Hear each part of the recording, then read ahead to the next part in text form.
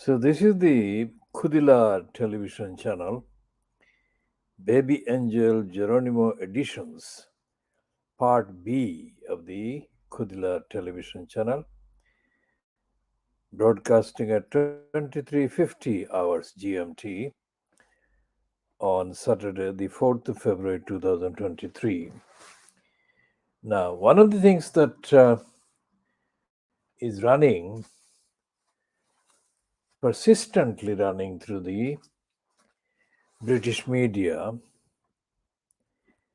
kind of promotion of the image of terror, the image of the so-called Islamic State, the image of the girls from East London Tower Hamlets, Sharmina Begum, who went to Syria in December 2000 and had two friends, Amira Abbasi and Khadija Sultana, in February 2015, few months later. One of the things that is persistently running through all these coverage, so-called disclosures, reports, etc., podcasts, is the total, absolute denial of the existence of Tower Hamlets Council. Think about that.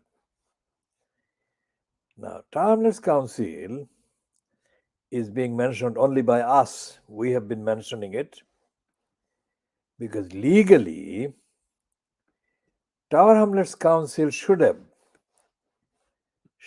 done its legal duties.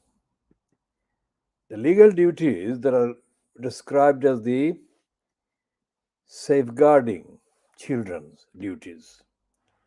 We alone have been saying it. We alone have been saying it world exclusively every single time.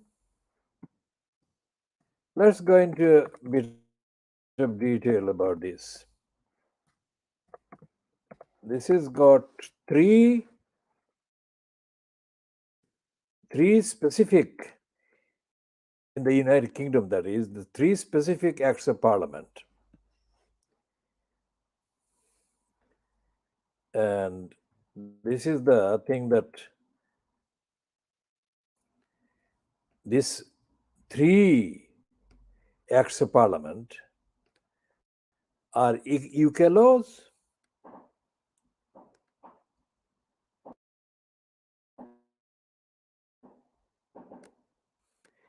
and the Tower Hamlets Council, as the so-called local council, is the authority, has been the local democratic so-called authority that should have safeguarded the children. Now here, for example, an extract from the website, government website, www.gov.uk, and it says keeping children safe in education. Notice the date I'm going to refer to. This is from the Department for Education and published on the 26th of March 2015, and it is headed Keeping Children Safe in Education. Now, this is one of the safeguarding duties, and there are 179 pages. Obviously, the contents cannot be read in the length that they are in a program of this length. But suffice to say that there are literally hundreds of thousands of words available, publicly available, online and otherwise, about the safeguarding duties. Now, here is the thing, Department for Education Keeping Children Safe in Education 2022. That's just the year. Statutory guidance for schools and colleges. And that's dated 1st of September 2022. And contents have these.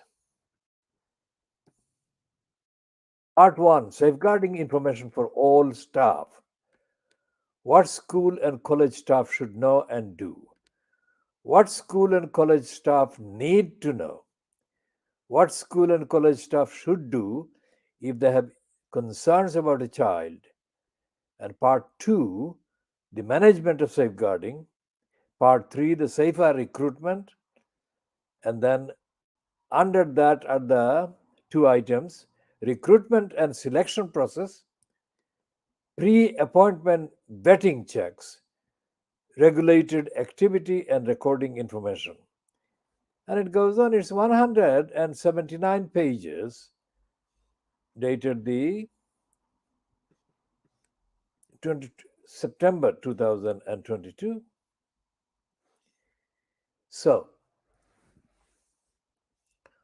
why were Shamima Begum, Sharmina Begum, Amira Abbasi, and Khadija Sultana, why were they not treated as children? And why did the safeguarding duties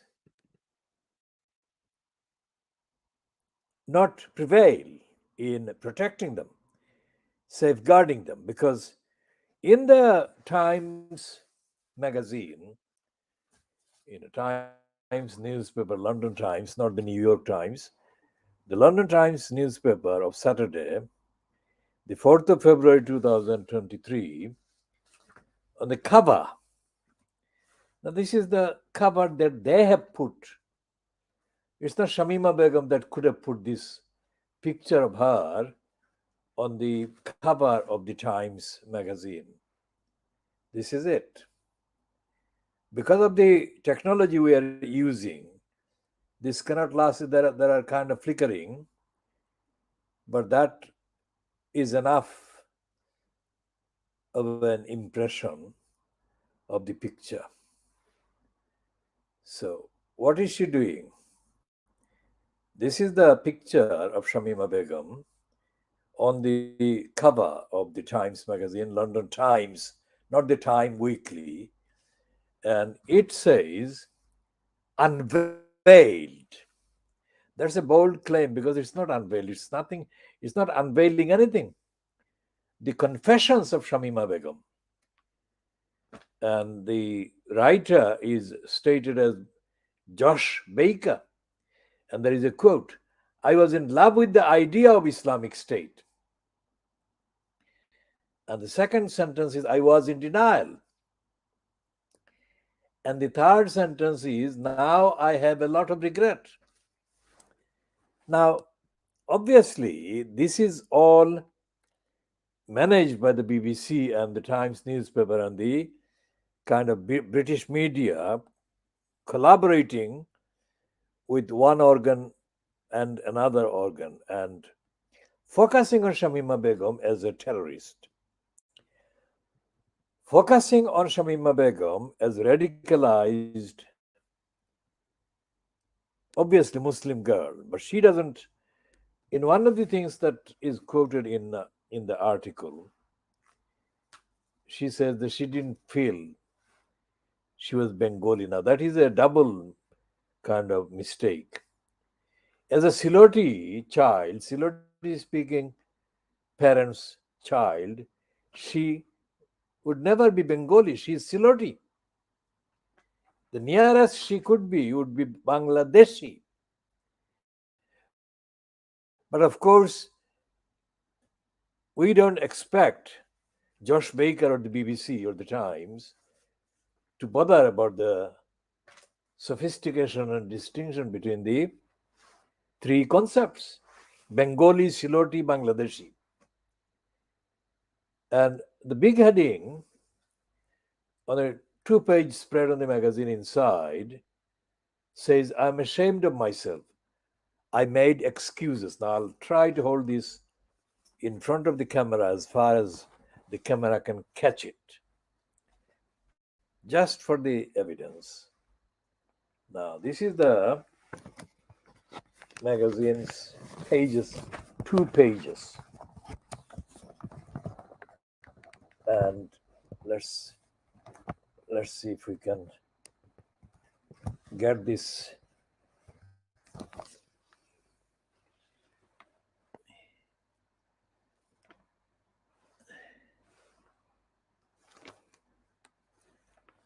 So this picture on the left is a man who raped her, a serial rapist who raped her and impregnated her, and I think he beat her. He beat her up and he did other things. So this is the picture, and he's called Iago Radic, shown as 30, is a Dutch ISIS fighter that Shamima married, who is currently in jail in northern Syria, northeast Syria. And they're describing Shamima Begum, now aged 23, in the Syrian detention camp where she is being held. Now, what the comments during the day Saturday, as published online, said, included one comment on the website of the Daily Star, the London tabloid Daily Star, effectively saying that the British government should kill her, Shamima Begum, sooner than later. Now, all of this absolutely repeating lots and lots of items that have been already published, but Josh Baker has got an arrangement with the Times newspaper, which has published this one in their magazine. And there are two things that I have not seen before. Is a quotation from a man in the area called Bilal, and I'll come to the actual quotation that he's being quoted as saying or making. One is that Bilal is saying that all these people, including Shamima Begum, that came to his country, that is part of Syria, probably the town Raqqa or one part anyway, will come to that specific bit soon, came and destroyed his country. And what they did had nothing to do with Islam. Absolutely nothing to do with Islam. Now let's check if we can find the quotation from Bilal. Now, Bilal is a familiar name in the Islamic history, of course. We'll come to that in a minute.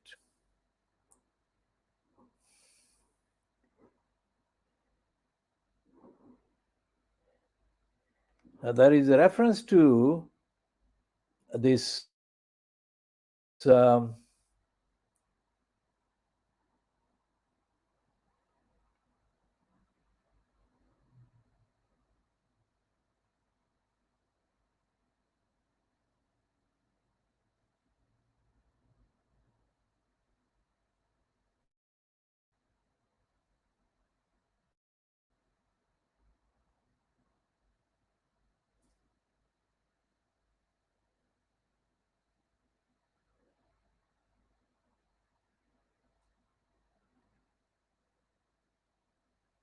now here is the first time that anyone in the media has said this word safeguarding. Now, here is the paragraph in Josh Baker's piece in the Times magazine on page 19. It's important to mention at this point that the authorities, that is, the Metropolitan Police and the government, were aware of Sharmina's disappearance. There was even an active police investigation before Sharmina Begum left. But none of the information was passed to Sharmina Begum's family or the families of those of the other girls. Back in 2015, they told me, had they known, they might have been able to stop the girls from going. Notice this. They might have been able to stop the girls from going. Now, here is the mysterious thing for whom I have absolutely no respect whatsoever. He is a spy, full stop. Former Chief Superintendent Dal Babu. This name is dubious. Dal Babu is not the name of a Muslim. It's nowhere to be found in the Muslim nomenclature. This is a Hindu name. Dal and Babu, both of them are Hindu names. What on earth is this character doing? Parading as a Muslim. So, reading that paragraph again. Former Chief Superintendent Dal Babu, who supported the families after the girls left, what's the fucking point?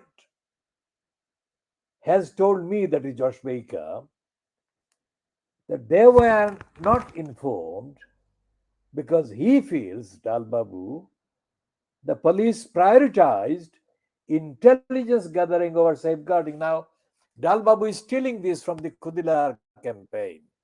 We alone have been using this word, safeguarding. He never used it. So what they're doing, they're reading and watching our stuff and stealing the stuff without acknowledging the fact that we alone have been making this point. And then it goes on, the Metropolitan Police, that is London Metropolitan Police, will not comment on the matter. Well, why would they? There has never been an independent public inquiry into the handling of the police investigation into Sharmina's disappearance or a serious case review. But it's clear there are many unanswered questions about what the police and the intelligence community were doing at this time exactly.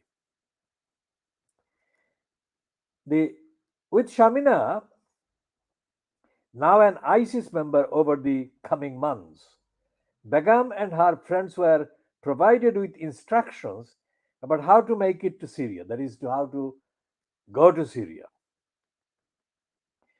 And he's talking in the present tense about 2015 by both their friend and other Islamic State members. Everything from what airport to travel through, how to dress and what to bring, to what excuse to make if they were caught, and who to meet along their journey. But Begum, that is Shamina Begum, and her friends went further still, seeking out other, well, this may be Shamima Begum, seeking out other ISIS members to help them, researching words in Turkish that would be useful for their journey. She was both under the influence of the terror group's recruitment operation and displaying her own agency. The girls had also been advised on how to cover their tracks and went to great lengths to follow that advice. A lawyer who worked with the families at the time, now what time is he referring to this Josh Baker? Again, I have no respect for this. I mean, the word that I have for him is not pronounceable. unmentionable on live broadcast. It's called Tasnim Akunji. Tasnim Akunji, how can I call him? What can I call him? Tasnim Akunji is a licensed law trader, and he has been a source of information and intelligence to the British government. And he's being described as a lawyer who worked with the families at the time, not saying who represented the families. Notice the difference? Tasnim Akunji, it's not a Bangladeshi name and it's not a Pakistani name. It's a name that needs research and investigation. He claims to be a Muslim himself, and we shall reserve the judgment on that. Now, Tasnim Akunji remarked after searching the girls' houses not long after they left, I have been a criminal lawyer for about 20 years. That is Akunji. I deal with criminals on every level, and criminals tend to want to avoid being caught.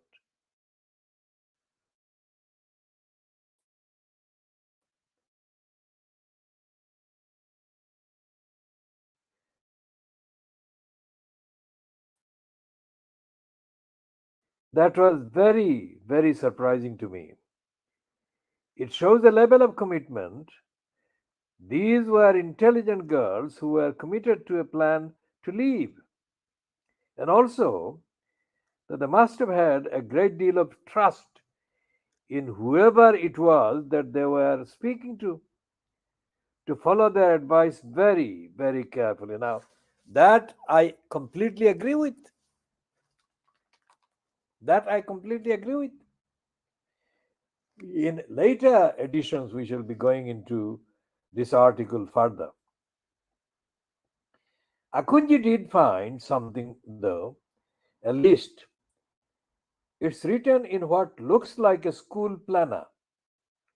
On the left hand side are items: epilator, 2, underwear, bag, bra, socks, makeup, etc. Next to each item is a name or an initial. There is S and K, presumably for Begum herself and her friend Khadija. There is an A for Amira, marked next to the vests. Then on the right hand side, how much each will cost. The phone, £75, socks, £4, a taxi for £100. It's an itemized list of what they think they will need for a trip to the Caliphate. One item that's missing is mint Aero chocolate. Shamima Begum tells me she took 30 bars worth. Not those big bars, but like the ones with the 4 inside. You can find a lot of things in this country, but you cannot find mint chocolate. It's a tragedy. Tragedy. Josh Baker is quoting Shamima Begum as saying. This is a glimpse into the 15-year-old who left London, someone who's showing a naivety and hasn't realized she's on her way to live with a terror group in the middle of a war zone. Where did she think she was heading? Quote, I was going to this utopia that was created for me as someone who didn't know who she was at the time and who wanted an identity and who wanted to feel accepted by a community which I did not feel back in my country. Now, all of these sense of not being valued and recognized and belonging, this should have been and would have been addressed by the safeguarding children activities that would involve literally thousands of stages of activities over the period.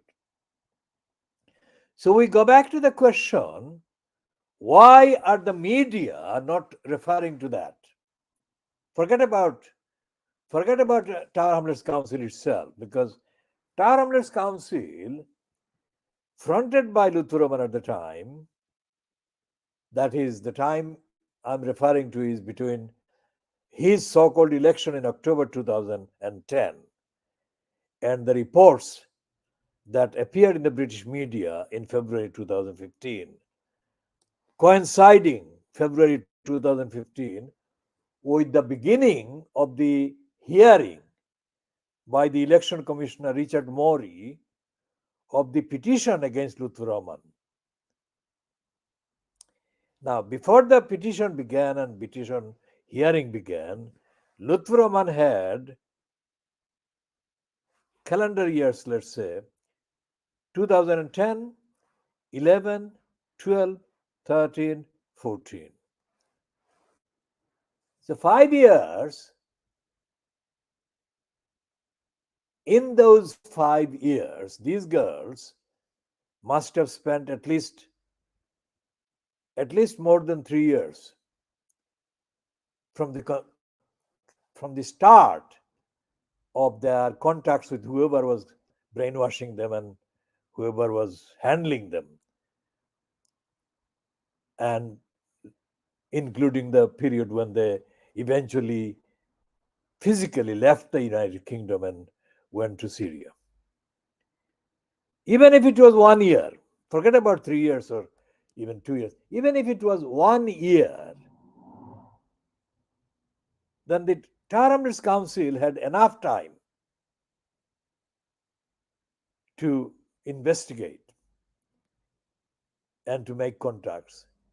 But as Lutfur Rahman's record shows, Lutfur Rahman is intellectually incapable. Lutfur Rahman is not fit to be in the post of the executive mayor, making executive decisions that are compliant, really competent, and compliant with the requirements of the law. Lutfur Rahman is a stooge, as Abbas Uddin Elias Halal said to the UK Labour Party's national executive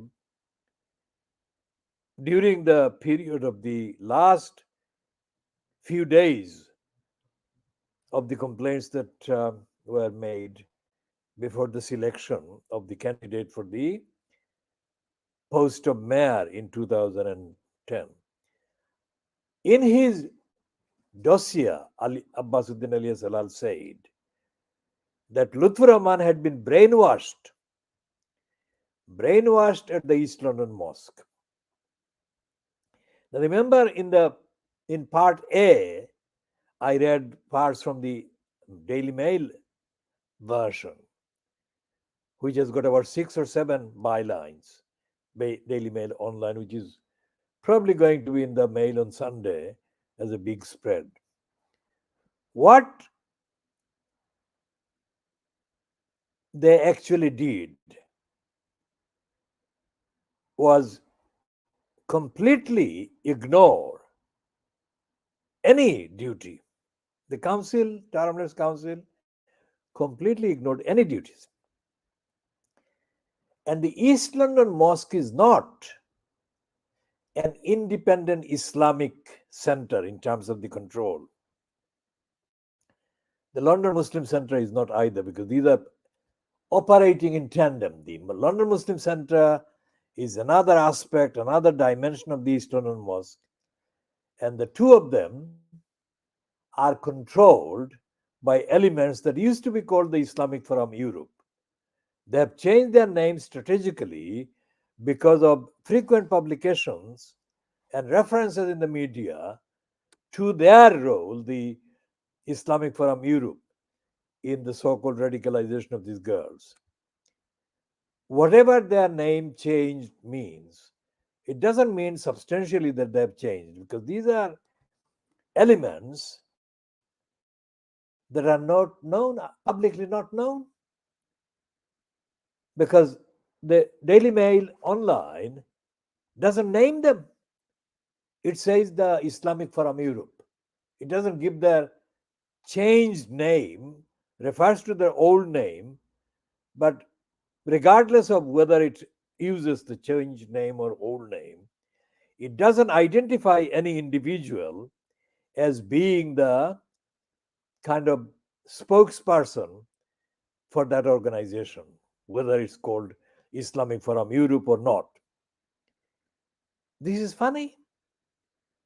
What on earth is the reason for the group of people doing the so-called collective reporting for the Daily Mail to suppress, to conceal, to hide the identity or identities of the individuals they collectively refer to as IFE or Islamic Forum Europe? The answer is simple. It can only be a state, United Kingdom state operation. So the Eastern Mosque, the London Muslim Center, and the Islamic Forum Europe, they overlap. And in their overlapped kind of roles, whatever their contracts, they operate in collusion as agencies of the UK state, whether it's the Secret Service only or whether it's the Secret Service and the government openly known departments like the Prevent program the Home Office runs. So the actual answer referring to, and they have not been referring to the Terrorist Council's failure or negligence or decision not to do its duties to safeguard these children. The answer is that because Terrorist Council was abiding by the orders of the UK state, which is why Terrorist Council has not been criticized. It's not even mentioned. There is no other reason for this. And this actually goes back to the reason why, despite the fact that Richard Morey, in his published report on the 23rd of April 2015, condemning Lutfur Rahman's corruption at the 2014 election, so called, Lutfur Rahman has not been prosecuted, despite the fact that then Housing and Community Secretary Eric Pickles made a very extensive statement condemning Lutfur Rahman's corruption on the 4th of November 2014 in the House of Commons. Despite the fact that another Conservative MP secured a debate in the House of Commons, or a House of Commons debate, which wasn't held in the House of Commons in the parliamentary main building, Houses of Parliament. It was held in the other extension. That was about the role of the monitoring officers. And this individual member of Parliament, Surrey MP, who used to be a licensed law trading barrister, so he is expected to know about the law and the legal process, etc., etc. He focused in his debate in January 2013 on the role being played by Isabella Freeman in Tower Hamlets. And Isabella Freeman was named by this Conservative member of Parliament as being the monitoring officer that was breaking the law, defying the due process, etc., etc., and shielding Lutfur Rahman from democratic accountability by falsely and wrongly and criminally, intentionally citing the Human Rights Act, saying that Lutfur Rahman did not speak at council meetings, because if he did speak at council meetings, his speaking at council meetings would violate his human rights. by that logic, he should not be a councillor or he should not be seeking election to any post in the council. Because by definition, elected posts bring with them the primary duty to speak. Now, all of these irregularities and illegalities are on the record, and yet Lutfur Rahman has not been prosecuted. Now, this is not one, it's about dozens of allegations against Lutfur Rahman made by the minister Eric Pickles, made by the election commissioner, made by the witnesses that gave evidence to the election commissioner Richard Morey, and made by the accountants, Price Waterhouse. So there is no mystery. The connection is that Lutfur Rahman, despite the fact that they have kind of allowed Richard Morey to disqualify him and bar him for 5 years, essentially Lutfur Rahman is being shielded by the UK state, as is the East London Mosque, as is the Islamic Forum Europe, as is the London Muslim Centre. And the only people who are being named and shamed are Shamima Begum and these other girls. Think about that. This is wide open corruption by the UK state. And when Sajid Javid, which is quoted in the piece by Josh Baker in the Times magazine, not Time magazine, make a distinction between Time S and not S. This one is with an S.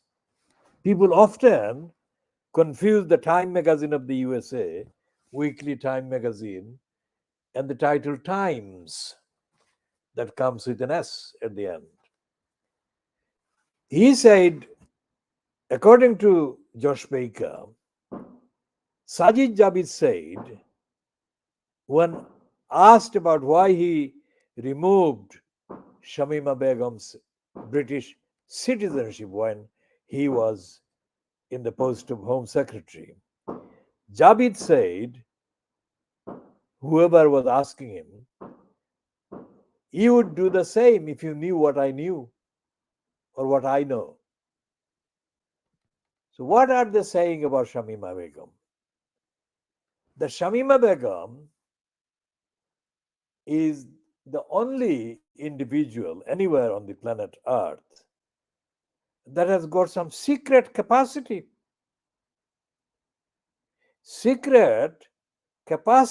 to do harm to people and the state and society that neither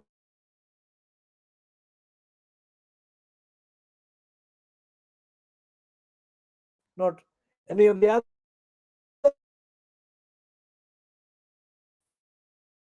Talking about all of this, and we shall be continuing, because this is an article that deserves to be examined item by item, which is what I'm doing now. At the end of this article on page, what page is it? Page 23 of the magazine, there is an announcement saying the Shamima Begum story, airs, that is broadcast on BBC Two at 9 p.m. on February the 7th. Alternatively, they say that you can watch on BBC iPlayer. New episodes of the podcast are available weekly on Wednesdays on BBC Sounds. There is another quotation on this page. The first time I have seen any reference to her children. Shamima Begum is saying that I feel guilty for even bringing my children into the world, this horrible world. Now that comes very near to the feeling. The question is, why isn't this rapist being prosecuted for rape? And what is this thing about the Marriage.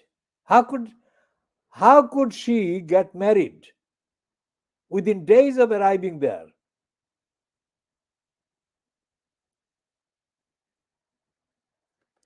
So we shall be continuing. We can't be saying this is a conclusive continuing. About Nivam Council and the corruption and criminality, we shall be again talking in the next edition or the editions that follow. Same thing, we shall be doing updates on the dysfunction of Tar and Rivers Council as well. So we are finishing this at 40 minutes plus. And we are finishing this edition at just after, well, midnight 30 GMT, 0030 GMT on Sunday, the 5th of February, 2023.